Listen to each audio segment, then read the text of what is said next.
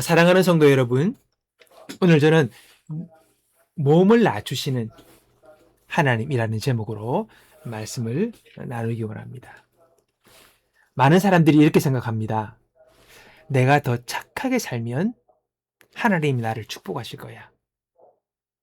내가 이 나쁜 습관을 고치고 더 좀 완벽해지면 하나님이 나에게 은혜를 주실 거야. 더 이상 실수하지 않으면 하나님이 나를 도와주실 거야. 여러분, 우리가 잘못 알고 있는 것이 있습니다. 우리는 그렇게 완벽하게 살 수 있는 사람이 아니라는 것입니다. 이것이 문제입니다. 우리는 모두 실수합니다. 우리는 때로 유혹에 넘어집니다. 감정에 휩쓸려 잘못된 선택을 하기도 합니다. 그러면 우리 마음속에 이런 목소리가 들립니다. 야, 너는 실패했어. 네가 자초한 일이잖아. 이제 하나님도 너를 도와주지 않을 거야. 그런 생각이 드는 거죠. 그러나 여러분, 우리 하나님은 그런 분이 아니라는 것입니다. 우리가 하나님이 계신 높이까지 올라갈 수 없을 때에, 그렇게 완벽할 수 없을 때에 하나님이 이렇게 말씀하십니다. 걱정하지 말아라. 내가 너에게 내려가겠다. 우리 하나님은 너무 높으셔서 낮아지지 못하는 분이 아닙니다. 우리 하나님은 자신의 몸을 낮추시는 하나님이라는 것을 여러분은 아셔야 합니다. 우리는 하나님을 전능하신 분으로 봅니다. 거룩하고 완벽하고 우주를 창조하신 거대하신 분으로 우리는 그렇게 생각합니다. 맞습니다. 그러나 하나님은 우리가 그렇게만 본다면 우리는 하나님 앞에서 위축될 수밖에 없습니다. 완벽하고 완전하고 거룩하고 온전하신 위대하신 그 하나님 앞에 우리는 그냥 아무것도 아닌 것이 되는 거죠. 나는 하나님 기준에 못 미쳐. 나는 하나님께 가까이 갈 수가 없어. 나는 부족해. 이런 생각을 하게 된다는 겁니다. 하지만 우리는 하나님을 또 다른 모습으로 알아야 합니다. 오늘 말씀에도 읽은 것처럼 우리 그 하나님은요, 자신의 몸을 낮추시는 하나님이라는 것입니다. 하나님은요, 정리된 곳에만 찾아오지 않으십니다. 하나님은 엉망이 된 삶 속에도 들어오십니다. 우리가 넘어졌을 때에, 우리가 망가졌을 때에, 우리가 엉망이 되었을 때에, 우리가 잘못인 줄 알면서도 죄를 짓고 또 죄를 지었을 때, 우리는 하나님과 멀어졌다고 생각합니다. 그러나 성경은 말합니다. 그때 하나님이 우리를 찾아오신다고 말합니다. 성경에서 하나님을 이렇게 설명합니다. 비유로 설명하시죠. 목자가 99마리의 양을 두고 한 마리의 잃은 양을 찾으러 간다고 하십니다. 생각해 보십시오. 하나님이 이렇게 말할 수도 있을 겁니다. 그 양은 지가 잘못해서 길을 잃었어. 근데 왜 내가 그 양 때문에 고생해야 하지? 그러나 하나님은 그렇게 하지 않으신다는 겁니다. 99마리의 양을 두고 한 마리의 양을 찾기 위해 길을 떠나시는 분이 우리 하나님이라고 성경은 말하고 있습니다. 하나님은 탕자를 찾기 위해 돼지 우리까지 찾아가신 하나님이십니다. 탕자가 어디서 정신이 듭니까? 예, 기근이 오고 먹을 것이 없어서 겨우 돼지 우리에 들어가 돼지의 먹이를 먹으면서 그 삶의 추락의 끝에 왔을 때, 그때 그가 깨닫습니다. 내 아버지 집으로 돌아갈 걸. 예, 그때 하나님이 그를 찾아가신 것이지요. 탕자의 마음 가운데 찾아가신 것입니다. 사람들은 실패의 자리, 죄로 무너진 자리, 상처와 중독에 있는 자리, 그곳까지 우리 하나님이 내려오신다는 겁니다. 여러분이 얼마나 멀리 갔든지, 얼마나 많은 실수를 했든지, 하나님은 여러분을 포기하지 않으신다는 겁니다. 더 놀라운 사실이 있습니다. 그것은 하나님이 우리에게 내려오신 목적입니다. 하나님은 우리를 정죄하기 위해 오시지 않으십니다. 우리의 실수를 들춰내고 까발리기 위해 오시지 않으십니다. 하나님은 오셔서 우리를 들어 올리시고 회복시키시고 자유하게 하시고 새로운 삶과 길로 인도하신다는 겁니다. 시편 113편에 이렇게 기록되어 있습니다. 주 우리 하나님과 같은 이가 어디에 있으랴? 높은 곳에 계시지만 스스로 낮추셔서 하늘과 땅을 두루 살피시고 가난한 사람을 티끌에서 끌어 일으키시고 궁핍한 사람을 거름더미에서 들어 올리셔서 귀한 이들과 한자리에 앉게 하시며 백성의 귀한 이들과 함께 앉게 하시고. 여러분, 여기서 중요한 단어, 낮추신다는 거예요. 하나님은요, 하늘에서 자신의 격을 떨어뜨려 낮추셔서 기꺼이 우리가 가까이 오셔서 진흙 속에 있는 사람을 들어 올리신다는 겁니다. 티끌 속에 타묻혀 있는 그 사람을 끌어올리신다는 겁니다. 단순히 그냥 거기서 꺼내는 것만으로 끝나는 것이 아니라 왕자들과 함께 앉히신다고 말씀하십니다. 한없이 그를 높이시는 거예요. 오늘 우리를 그분은 끌어올리시고 우리를 높이시는 분. 바로 이것이 자신을 낮추신 하나님의 역사인 것입니다. 하나님은 오늘 저와 여러분을 만나시고 저와 여러분을 끌어올리시려고 기꺼이 우리에게로 가까이 낮추셔서 다가오시는 분인 것을 우리는 알아야 합니다. 미국의 레이크우드 교회라는 큰 교회가 있습니다. 상당히 크고 영향력 있는 아주 은혜로운 교회죠. 그 교회를 세우신 분은 존 오스틴 목사님이십니다. 지금은 그분은 돌아가시고 그분의 아들인 조엘 오스틴 목사님이 담임 목사님으로 일하고 계십니다. 레이크우드 교회를 처음 세우신 존 오스틴 목사님의 이야기예요. 그분은 미국의 대공황 시절에 자라난 아주 매우 가난한 청년이었습니다. 우리가 알다시피 미국의 대공황 때 얼마나 처절한 가난이 있었습니까? 정말 힘들었죠. 그때 이제 젊은 시절을 보내며 지냈던 아주 가난한 청년이었습니다.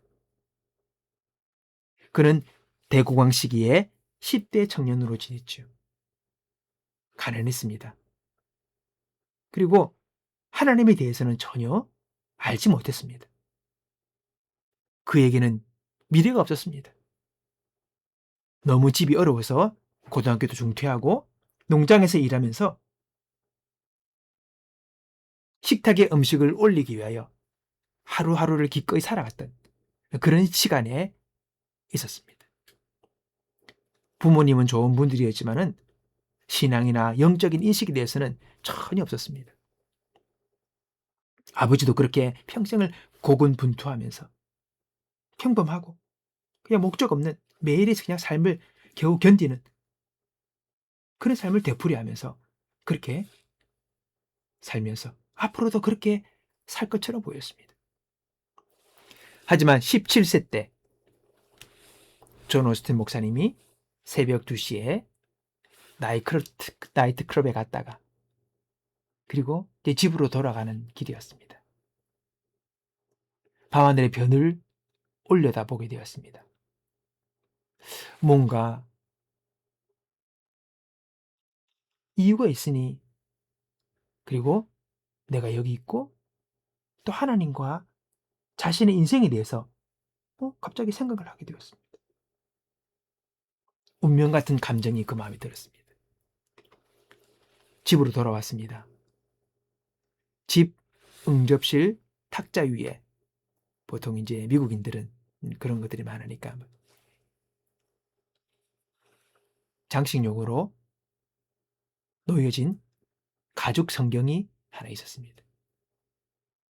그냥 장식용으로 늘 거기 있었죠. 아무도 읽지 않았습니다. 근데 그날 밤 집에 돌아와 그 성경이 갑자기 눈에 띄었습니다. 가져와서 펼쳐보았습니다. 그랬더니 그림이 하나 있었습니다. 어떤 그림이냐? 예수님께서 문 앞에 서서 두드리는 그림. 여러분 많이 보셨죠? 예. 문이 있고 나무 문이 있고 그 문 밖에서 예수님이 그 문을 두드리는, 그리고 그 그림의 밑에 제목에 문만 열면 내가 들어오겠다 이라는 문구가 적혀 있었습니다. 그 당시 존 오스틴 목사님은 종교나 신학을 전혀 이해 못했습니다. 그러나 문 여는 것은 이해했습니다. 다음날 친구와 처음으로 교회를 가고 싶었습니다. 갔습니다. 예배 끝에 목사님이 예수님을 영접하고 싶은 사람을 이 앞으로 나오라고 초대했습니다. 아버지는 너무 두려워서 나갈 수가 없었습니다. 근데 친구가 야, 존, 네가 가면 나도 같이 갈게. 그렇게 이야기하더라는 거예요. 그래서 얼떨결에 친구랑 같이 존 오스틴 목사님은 통로를 걸어가 단 앞에 나오고 예수님께 삶을 드렸습니다. 그리고 그 이유가 목회자가 되었어요. 사료 공장, 빈 가게, 거기서 레이크 우드 교회를 시작했고 그 교회는 커가면서 수많은 사람을 살리는 귀한 일을 그 존 오스틴 목사님은 하게 되었습니다. 여러분, 어떻게 왜 이런 일이 일어났을까요? 딴 게 아닙니다. 하나님이 존 오스틴 목사님을 찾아오셨기 때문입니다. 우리는 종종 말합니다. 내가 교회를 갔다. 내가 하나님을 찾았다. 그러나 진실은 이것입니다. 하나님이 먼저 저와 여러분을 찾으셨습니다. 우리를 찾아오셨습니다. 우연이 아니라 신앙 안에서 이것은 하나님이 먼저 우리를 향한 관심과 계획을 가지고 저와 여러분을 찾아오신 것입니다. 하나님의 은혜는 우리를 찾아온다는 거예요. 나는 관심이 없고 나는 몰랐고 나는 생각이 없었는데 그분이 나를 찾아오셔서 나로 하여금 영혼의 눈을 뜨게 하시는 것입니다. 사도 바울이 바로 그런 사람이었습니다. 그는 사실 교회를 엄청 핍박하는 사람이었습니다. 그리스도인들은 다 잡아다가 감옥에 가두는 아주 악질적인 열성의 사람이었습니다. 사람들이 볼 때 이 사울은 하나님과 가장 멀리 있는 사람이에요. 하나님과 정반대편에 있는 전혀 소망이 없는 신앙과는 그런 악질적인 사람이었습니다. 그래서 나중에 사도 바울이 예수를 믿고 구원받았다는 이야기가 사람들에게 아무나문 들려올 때 많은 사람들이 그 사실을 믿지 않았습니다. 그래서 성경에 보면 사도 바울이 회심했다는 그 이야기를 많은 사람들이 믿지 않았다는 거예요. 아니 어떻게 그런 사람이 예수를 믿는다고? 예수를 그렇게 핍박하던 사람이 믿지를 않았습니다. 그 정도로 악질적이었습니다. 근데 그가 하나님을 만나는 거죠. 다메섹에 길을 가며 이에 또 그리스도인들을 잡아서 감옥에 넣으려고 공문서를 딱 받고 그걸 가지고 사람들을 잡으러 가는 그때 다메섹 길에서 빛이 비치고 예수님께서 사울을 찾아오신 것입니다. 사울아, 사울아, 네가 왜 나를 핍박하느냐. 그날 이후로 사울은 바울이 되었습니다. 그래서 사도 바울이 되었습니다. 이후 그는 신약 성경의 그 절반을 기록한 사람이 되었습니다. 뭡니까? 이게 은혜입니다. 이게 은혜입니다. 그렇게 악질적인, 그렇게 못된, 전혀 하나님의 반대 방면에 서 있던 그 사람이 이제는 하나님의 은혜를 전하는, 그리스도의 구원을 전하는, 목숨 다해 그 일에 자신의 인생을 헌신하는 사도 바울로 바뀌어진 것이죠. 하나님의 은혜입니다. 하나님께서 그를 찾아가신 거죠.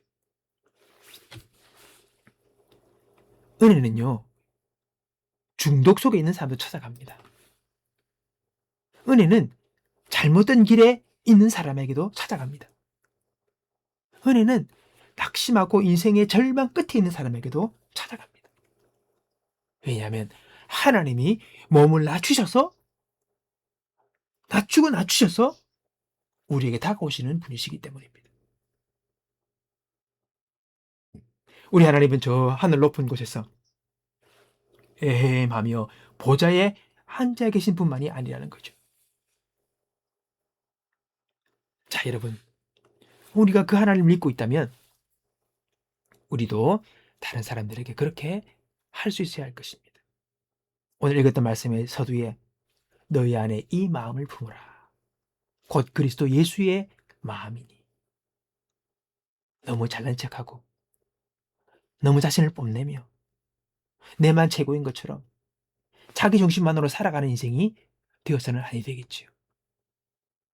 주님께서 그렇게 자신을 낮추셔서 오늘 죄인된 모습으로 우리를 찾아오신 것처럼 우리도 우리 태도가, 우리 자세가 달라져야 할 것입니다. 세상에는 이미 정죄하는 사람이 너무 많습니다. 다 정죄합니다. 서로 손질합니다. 비판하는 사람들이 너무 많습니다. 그러나 하나님은 우리를 정죄하지 않으십니다.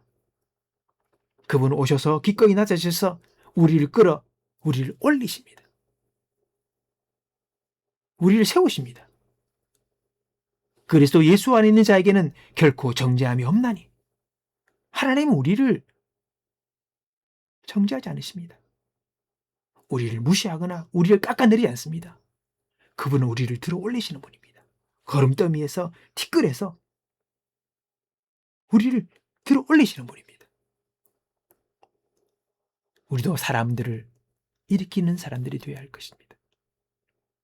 상처 입은 사람을 치유하고 넘어진 사람들을 붙잡아주고 낙심한 사람을 격려하는 사람이 되기를 원합니다. 여러분, 우리는 다른 사람들이 엎어지고 넘어지고 낮은 곳에 있는 것을 그들을 끌어올릴 때에 우리는 가장 하나님을 닮은 사람이 되어지는 것입니다. 우리가 가장 예수님 닮은 사람이 되어지는 것입니다. 기꺼이 자신을 자랑하고 높이는 자가 아니라 남들을 세울 수 있는 그런 믿음의 사람, 그런 주님 닮은 우리의 모습들이 되기를 원합니다.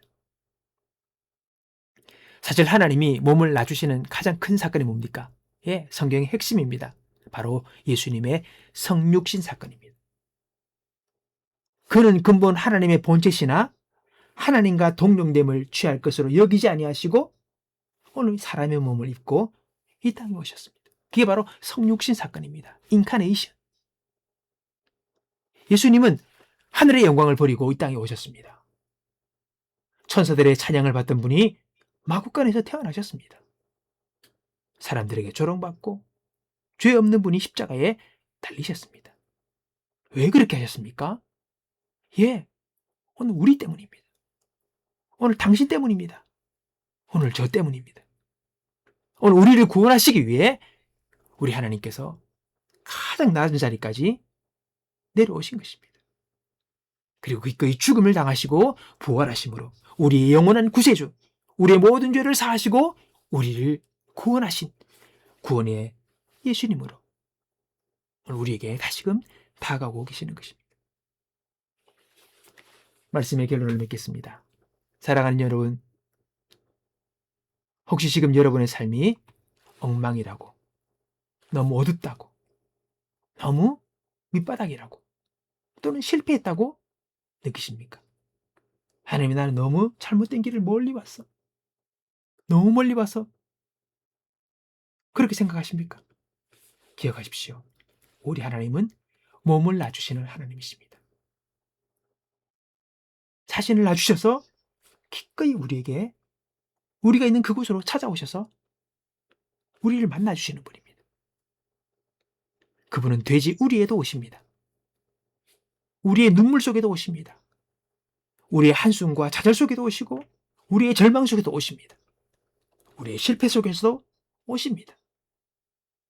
그리고 우리를 들어 올리시는 분이라는 것을 기억하시기 바랍니다. 우리를 구원하시는 분이십니다. 진흙에서 일으켜 왕자들과 함께 앉히시는 하나님이 바로 우리의 하나님이십니다. 오늘 하나님이 여러분에게 말씀하십니다. 너는 끝난 게 아니다. 나는 너를 포기하지 않았어. 나는 지금도 너를 찾아가고 있어. 여러분, 오늘 하나님의 그 은혜를 받아들이십시오. 스스로 정죄하지 마십시오. 여러분의 과거를 내려놓으십시오. 그리고 주님을 믿으십시오. 그분을 붙드십시오. 하나님이 여러분을 들어 올리실 것입니다. 예수님의 이름으로 여러분의 삶에 새로운 문이 열리고 새로운 은혜가 시작되고 새로운 회복이 일어나기를 우리 주 예수의 이름으로 축원합니다.